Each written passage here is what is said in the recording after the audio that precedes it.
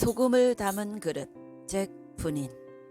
이 세상을 향한 하나님의 준비. 열왕기하 2장에 보면 하나님의 위대한 선지자 엘리야가 하늘로 들림 받았습니다. 북이스라엘 나라가 하나님으로부터 점점 더 멀리 떠날 때 하나님은 엘리야 선지자를 보내셨습니다. 그는 한때 하늘에서 불을 내렸던 적도 있는 능력 있는 선지자였습니다. 지금 본문에 그가 하늘로 들려 올라가려고 합니다. 이 즈음 하나님은 이미 엘리야에게 이렇게 말씀하셨어요. 너는 사밧의 아들 엘리사에게 방에서 기름 부어 선지자가 되게 하라. 이것이 엘리야 승천 후를 대비한 하나님의 준비였습니다. 예수 그리스도께서 승천하실 때도 마찬가지였습니다. 예수님이 승천하셔도 남겨진 제자들이 그분의 사역을 계속 수행하도록 준비하셨습니다. 엘리야는 자기가 승천 후에 엘리사 앞에 놓인 사역이 어려울 것임을 알고는 엘리사에게 내가 너를 떠나기 전에 너를 위해 무엇을 해주기 원하는지 내게 구하라 라고 말한 후에 결국 자기 겉옷을 떨어뜨려 주었습니다. 엘리사는 그 겉옷을 물려받아서 엘리야와 같은 능력을 행했습니다. 그때 엘리야가 엘리사에게 말했습니다. 나를 내게서 데려가시는 것을 내가 보면 그 일이 내게 이루어지려니와 그렇지 아니하면 이루어지지 아니하리라. 엘리사는 엘리야가 승천하는 것을 보았고 그는 엘리야에게서 떨어진 겉옷을 취했습니다. 마찬가지로 제자들은 주 예수님이 하늘로 승천하시는 것을 보았고 그 후에 오순절 날에 그분이 보내신 성령을 받았습니다. 앞서 엘리야가 자기 겉옷을 떨어뜨린 사건이 그 예표가 되는 것입니다. 주 예수님의 높아지심. 엘리야가 승천한 후 선지 생도들이 엘리사에게 말했습니다. 오늘 당신의 선생을 당신의 머리 위로 데려가실 줄을 아시나이까?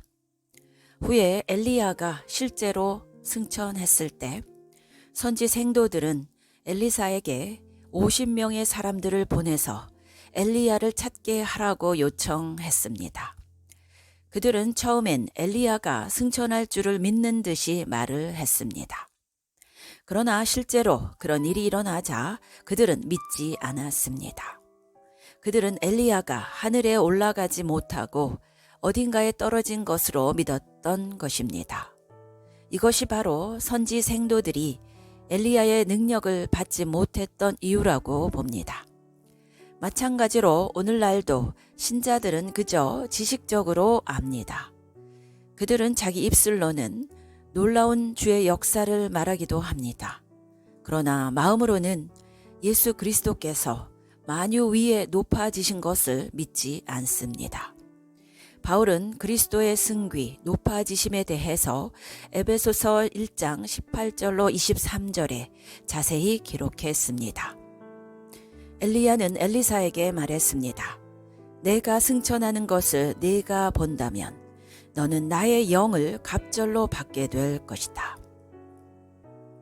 이 말씀을 신약적으로 해석하면 주 예수님이 만유, 만물 위에 높아지신 것을 우리 믿음의 눈으로 진정 보게 된다면, 마음으로 깊이 묵상하게 된다면 아래에 나오지만 오직 예수님 한 분만 구하게 된다면 우리는 성령의 충만을 받게 될 것입니다. 라는 뜻입니다. 우리가 예수님을 간절히 구하면 하나님은 우리에게 만유 위에 높아지신 승귀하신 그리스도를 계시해 보여주실 것입니다. 계시록을 읽어보면 어린 양께서 보좌 가운데 계신 것을 보게 됩니다. 하나님은 부활하신 주 예수님을 만물 위에 높이셨습니다.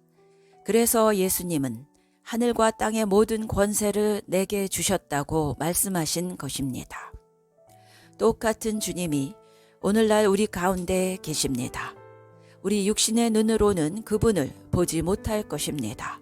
그렇더라도 주님은 예배하는 우리 가운데 지금 함께 계십니다.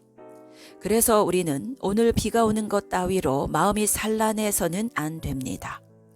왜냐하면 하늘과 땅의 모든 권세가 승귀하신 주님의 손에 있음을 알기 때문입니다. 오늘날 우리는 미국 대통령이나 러시아의 수상이 뭘 말할지를 걱정할 필요 없습니다. 왜냐하면 모든 권세는 지금도 여전히 또한 앞으로도 영원히 우리 주 예수 그리스도의 손에 있기 때문입니다. 이 세상의 누구도 주님의 허락 없이는 하나님의 자녀를 건드릴 수 없습니다. 그러나 본문의 선지 생도들은 이런 사실을 믿지 않았습니다. 그래서 믿은 엘리사만 엘리야의 능력을 물려받았던 것입니다. 오늘날도 승귀하셔서 하늘과 땅의 모든 권세를 가지신 주님을 믿는 성도도 있고 머리와 지식으로는 믿는 듯 하나 현실에서는 믿지 않는 신자들도 있습니다. 하나님의 능력은 승귀하신 그리스도를 바라보는 사람만 받을 것입니다. 내가 승천하는 것을 네가 본다면 너는 나의 영을 갑절로 받게 될 것이다. 말라버린 땅에 대한 하나님의 처방. 엘리사는 여리고로 갔습니다. 그러자 여리고 성 사람들은 엘리사에게 그 성은 살기 좋으나 다만 물이 나빠서 땅에 곡식이 익지 못한다고 말했습니다. 여리고는 예로부터 참 살기 좋은 도시였습니다. 거기엔 아름다운 정원들도 있었고 웅장한 건물들도 있었고 대학과 학교 외에도 여러 자랑거리가 있는 유명한 고대 도시였습니다. 다만 거기에 필수적인 한 가지가 빠져 있었는데 그것은 바로 샘, 우물물이 나빴습니다.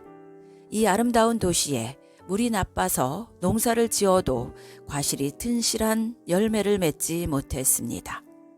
이것은 오늘날 우리 현대인들의 모습과도 아주 흡사합니다. 현대인들은 모두 잘생겼고 겉으로 보기에는 근사하지만 그 근본 속 마음이 부패했습니다.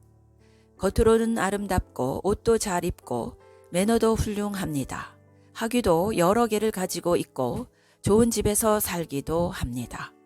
그런데 한 가지 가장 근본적이고 필수적인 것을 현대인은 결여하고 있는데 바로 영원한 생명, 생수의 강입니다. 그들은 이것을 가지고 있지 못한 것입니다. 오늘날 우리가 사는 세상에 이런 사람들이 넘치고 있습니다.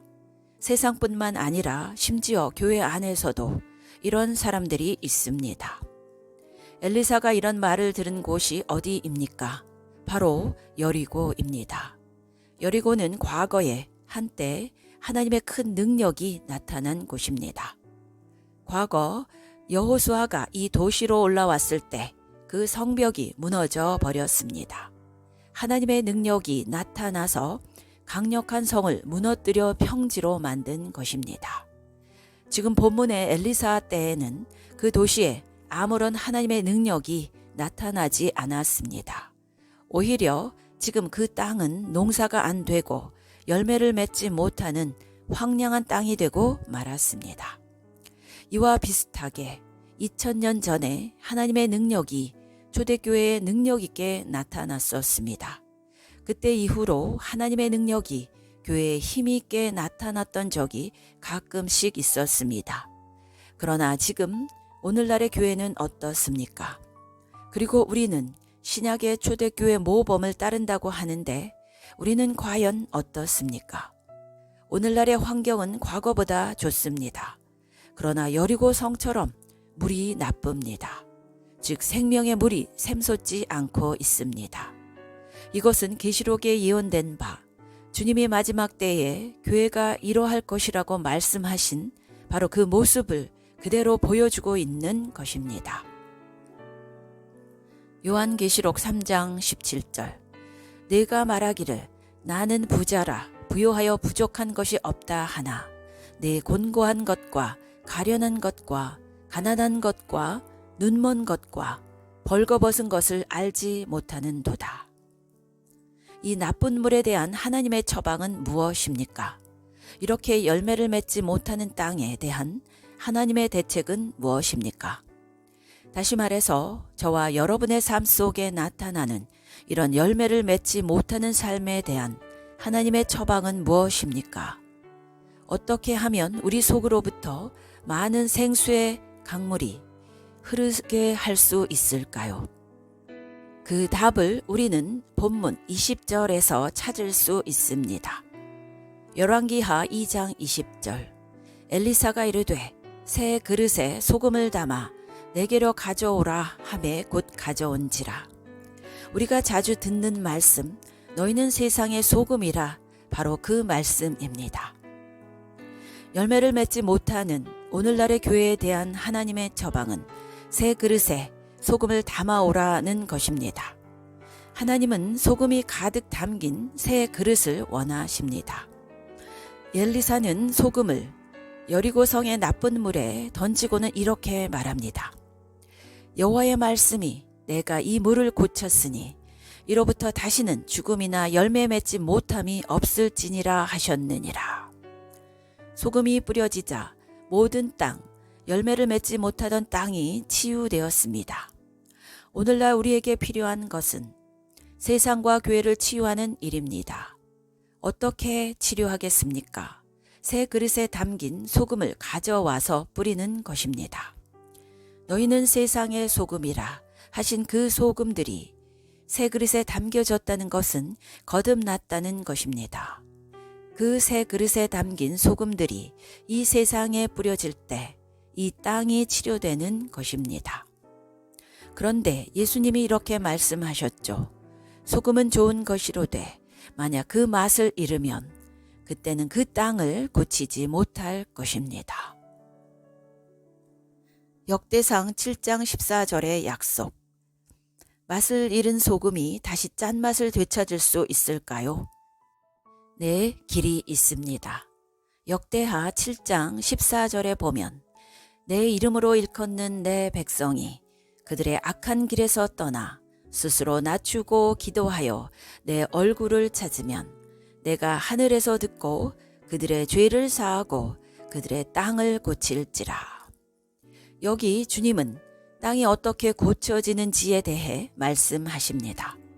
만약 우리가 맛을 잃은 소금들이라면, 그래서 땅을 고칠 수 없다면 위 구절이 말씀하는 4가지 조건을 만족시켜야 합니다.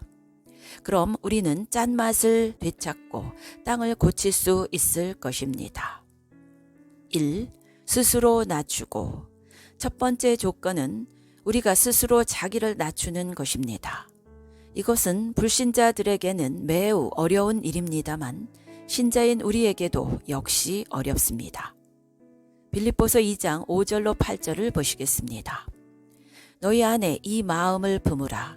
곧 그리스도 예수의 마음이니 그는 근본 하나님의 본체이시나 하나님과 동등됨을 취할 것으로 여기지 아니하시고 오히려 자기를 비워 종의 형체를 가지사. 여러분은 질문할 것입니다. 그럼 내가 어느 정도까지 겸손해야 하나요? 그 질문에 대한 답은 위 성경에 나와 있습니다. 그리스도께서 자신을 낮추신 만큼 낮추라는 것입니다. 여러분은 그 수준만큼 낮추어 보신 적이 있나요? 이것이 소금이 물이나 땅을 고칠 수 있을 만큼 그 맛을 되찾는 첫 번째 조건인데, 그것은 바로 자신을 그리스도만큼 낮추는 것입니다. 마태복음 5장 3절에 심령이 가난한 자는 복이 있나니, 여기서 말하는 심령의 가난 역시 자기 영혼의 겸손을 뜻하는 것입니다. 여기도 팔복에서 첫 번째로 예수님이 가르치신 내용이죠.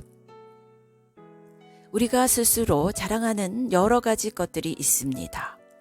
우리의 명성이나 인지도, 사람들이 나를 얼마나 높이 평가하느냐 하는 것입니다. 그러나 우리 주님은 어떻습니까? 주님이 유명하셨나요? 우리가 이사야 53장 3절에서 읽는 바, 그분을 멸시를 받고 사람들에게 버림바 되셨습니다. 주님은 사람들에게 인기가 있지 않았습니다. 오히려 주님은 이렇게 말씀하셨죠. 사람들이 모두 너희를 칭찬하면 화가 있으리로다.